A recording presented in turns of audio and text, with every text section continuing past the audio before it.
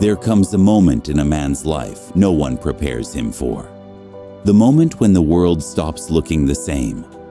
You start seeing everything. The games, the quiet betrayals, the effort you gave that never came back. You didn't collapse. You didn't quit. You simply stopped lying to yourself. So you stepped back. You went silent. You disappeared from the noise, the chaos, the people who only valued your presence when it served them. To everyone else, it looked like you gave up. But the truth is different.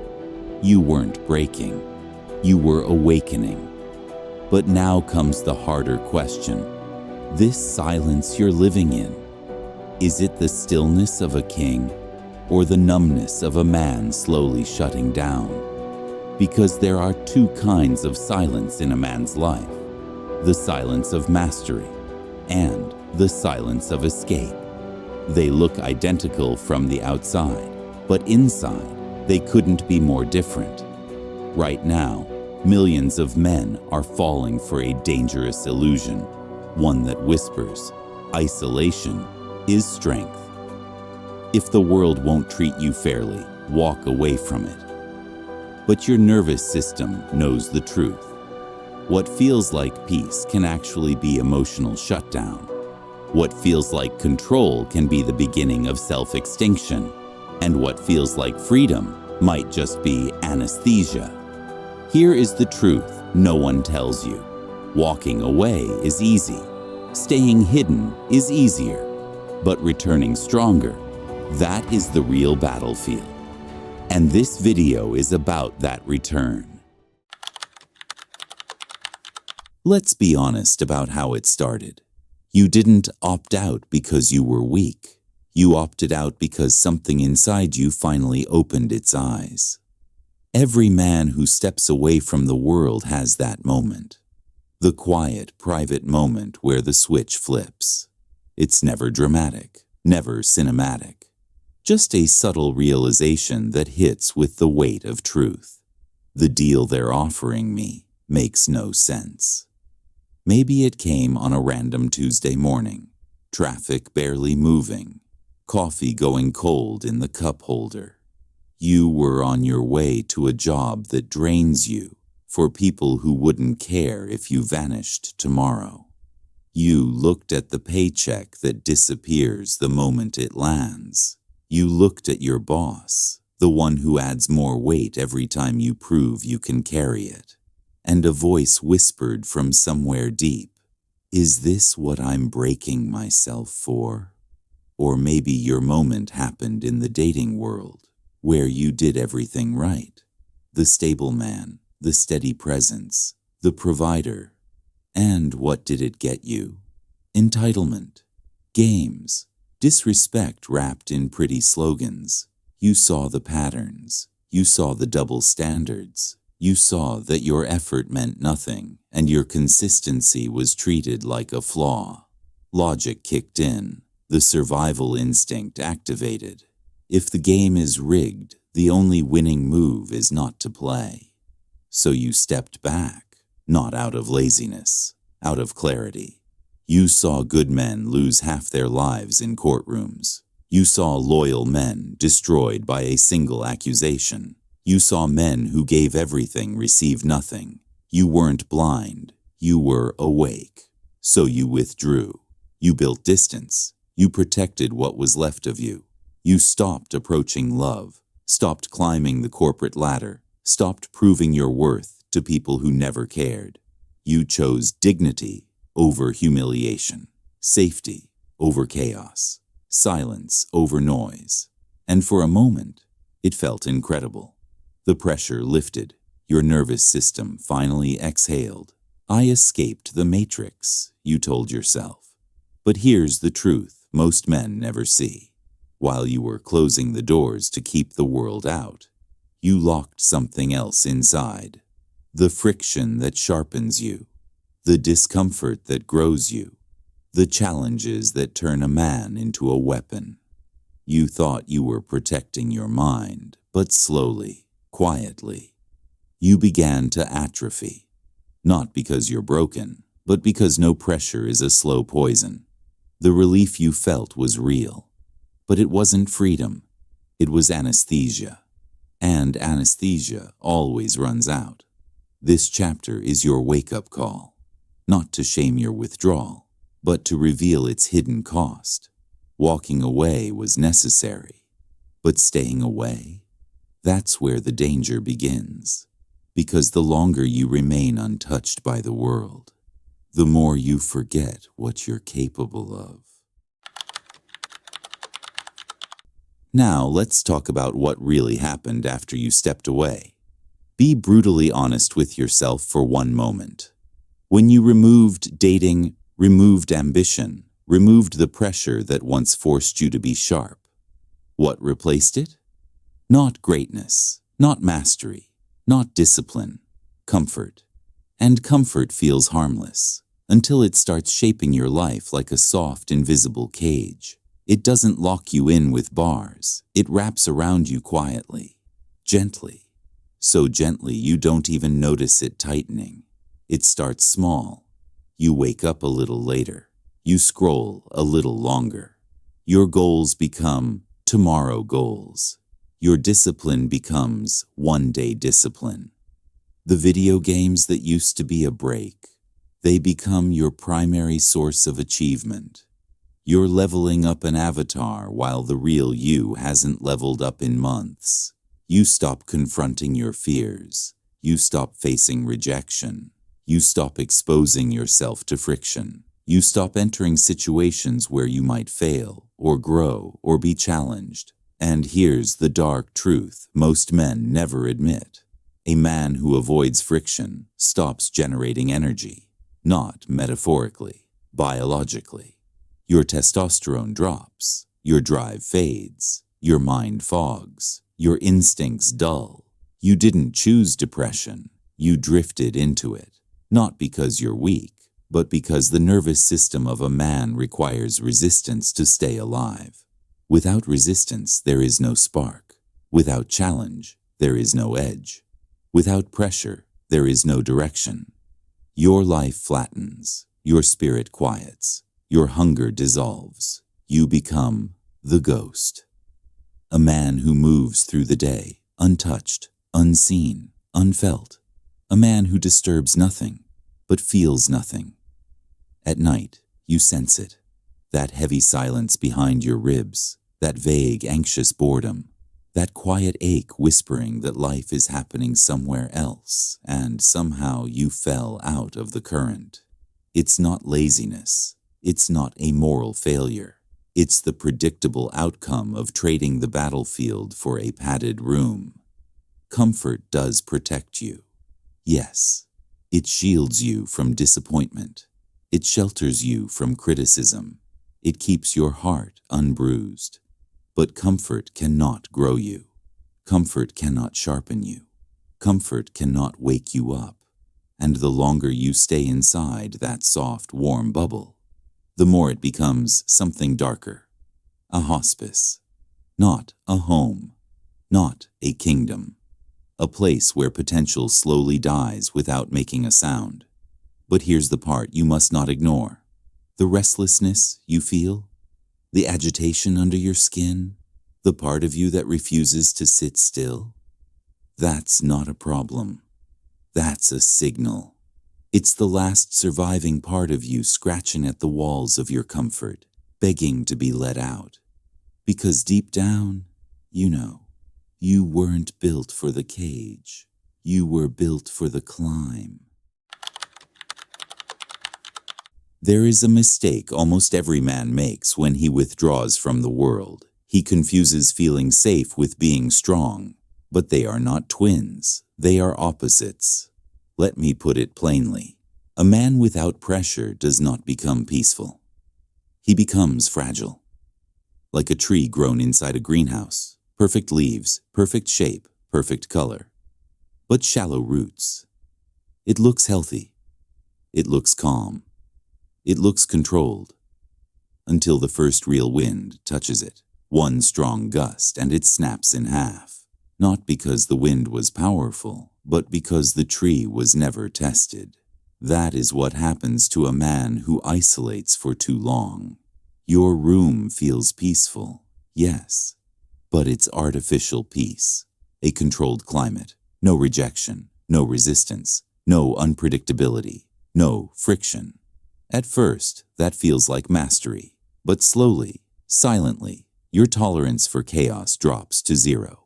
A rude cashier feels like hostility. A bill in the mail feels like a crisis. A woman's neutral tone feels like judgment. Any disruption feels like danger. Your nervous system stops adapting because there's nothing left to adapt to. This is brittle calm, a calm that shatters the moment life stops cooperating. But there is another kind of man, a different kind of calm, the warrior. His calm doesn't come from hiding, it comes from exposure. He has been pushed, he has been challenged, he has been rejected, underestimated, disrespected, and he lived through all of it. And instead of breaking, he thickened. This is something the ancient Stoics understood. This is something every fighter, every soldier, every leader knows. Pressure doesn't weaken a man. Pressure reveals him, then rebuilds him. The warrior is not calm because life stopped hurting him. He is calm because nothing life does can remove his center. He is anti-fragile. Chaos sharpens him.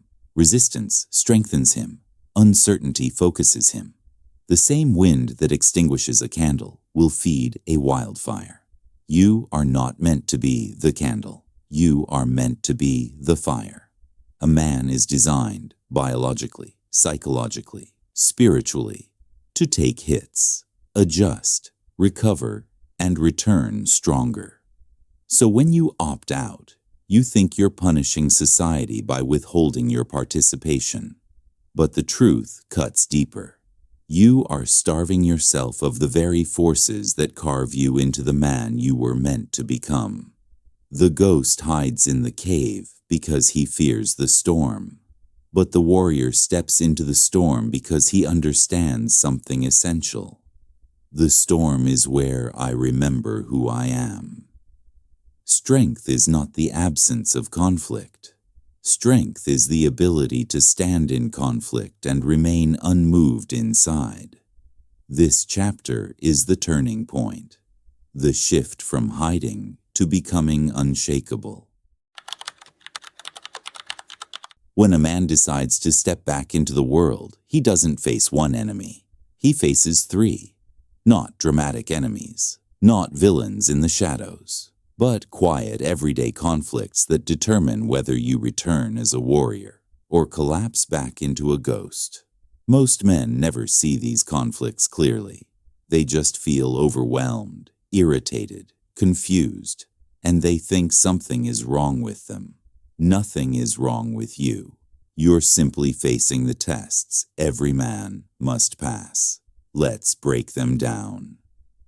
Conflict in E1. The world is still chaos. You left the world because it was loud, unfair, unpredictable, and when you return, nothing about it has changed. People are still self-absorbed. The system is still indifferent. The rules are still uneven. But here's the shift. Before, chaos broke you. Now, chaos exposes your training. The awakened man does not expect the world to be fair. He expects himself to be centered. That is the difference between a boy and a man. A boy wants safety. A man builds stability inside his own chest. When you walk back in, with a calmer breath, a slower mind, and a stronger spine, you realize something powerful. The world didn't get easier.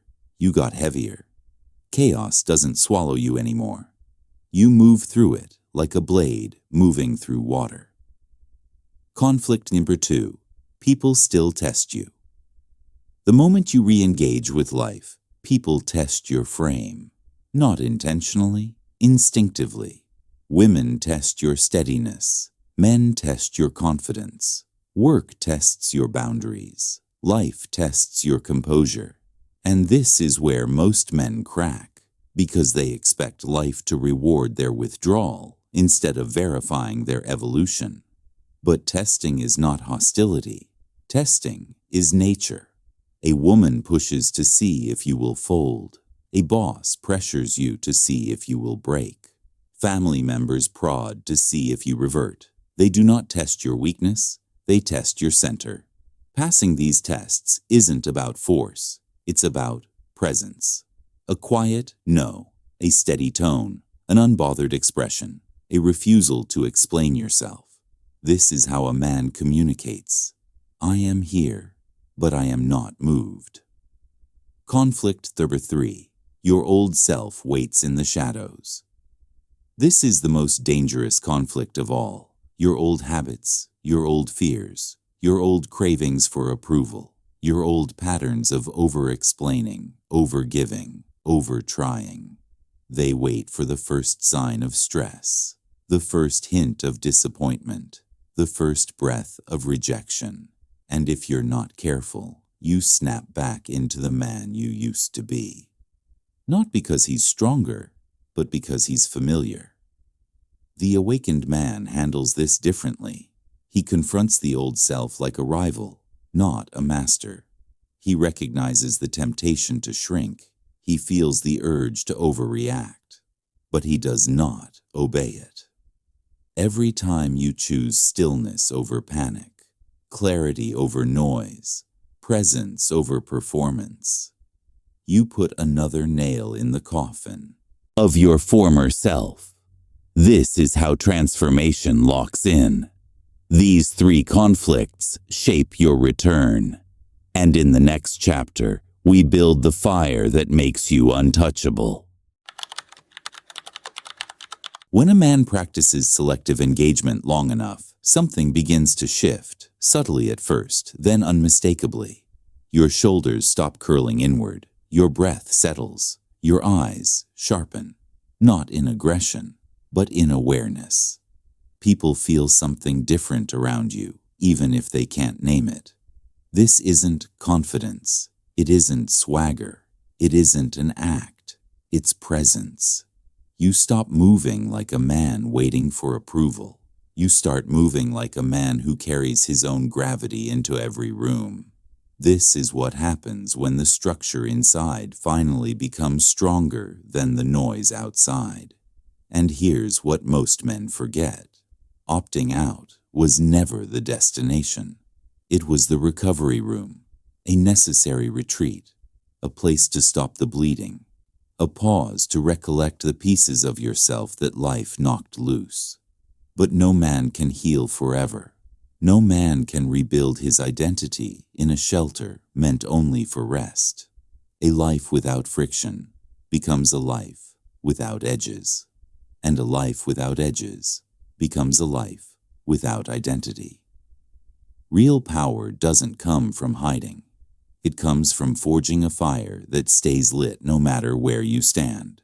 Not motivation. Motivation fades. Not discipline. Discipline wavers. What you need is something deeper. Clarity. A personal code. A center of gravity that is yours, not borrowed from society. Not dependent on validation, not fragile under pressure. When a man builds that inner fire, everything changes. You walk into a corporate meeting without being drained by its absurdity. You navigate dating without slipping into the old validation trap. You face conflict without collapsing into overreaction. You set boundaries without shaking. Strength begins to feel quiet, simple, clean. Because true strength is not about overpowering the world. It's about remaining yourself while the world pulls, pushes, insults, twists, doubts, and tests you. Modern society tells men that safety comes from isolation. It doesn't. Safety comes from knowing who you are when everything around you becomes chaos. The game was never rigged against you. The game was simply nature. Chaotic, demanding, indifferent. But nature is also the only gym that forges mastery. A man becomes powerful not by escaping nature, but by aligning with it. Your task now is not to escape the world. It's to become the kind of man who doesn't need escape routes anymore. Stop building higher walls. Build a deeper core, a root system strong enough to anchor you in any storm. This is where the awakened man lives, in the center of the world, not running from it, not bowing to it, standing in it, steady, grounded, immovable, a storm walking in human form. The open door. Think back to the man sitting alone in that diner, rain tapping on the window, jacket still damp, eyes steady. People look at him and see isolation, but what they're witnessing is initiation. He finishes his coffee, he stands, and he steps out into the night without checking his phone, without searching for noise, without reaching for a single drop of validation. He moves like a man who buried the version of himself that needed an audience just to breathe. That is what solitude does. Not weaken you, rebuild you. And if you're walking alone right now, let me be direct. Do not mistake it for failure. Do not let the world convince you that you're falling behind. You are shedding old identities, scraping off the barnacles that slowed you, breaking the hypnosis of the tribe, learning how to stand without applause. Tonight, I want you to do one small ritual. Turn your phone off for 1 hour. Just one. No music, no screens, no escape. Sit in the silence you've been avoiding. Let the panic rise. Let the shadows speak. Let the truth hit you without a filter. It will hurt. Good. That means the old shell is cracking. If you can sit through that single hour, if you can breathe while your nervous system screams for distraction, you've already stepped through the gate, away from the herd, toward the summit. And if you're ready to continue this path, if you're ready to meet the man waiting for you on the other side of your own silence, then hit subscribe, not as a favor to me, but as a declaration to yourself. I'm done shrinking, I'm done hiding, I'm ready to rise. Because your next step is already waiting on the screen. How to build yourself in the dark. That video shows you how to take all the strength you've been gathering in private and forge it into a presence the world can't ignore. The crowd is loud.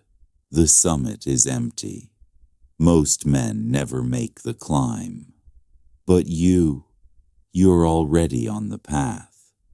I'll see you up there.